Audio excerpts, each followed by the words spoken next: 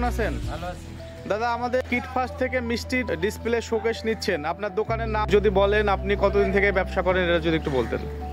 মিষ্টির ডিসপ্লে আলমারি আমরা নিচে, আলমারিগুলো অনেক সুন্দর লাগে, আমাদের মিষ্টি সুন্দর দেখায়, এই জন্য বলেন। ফার্স্ট থেকে আমরা এই শেলফগুলো আমি ক্রয় করে থাকি। ঠিক আছে।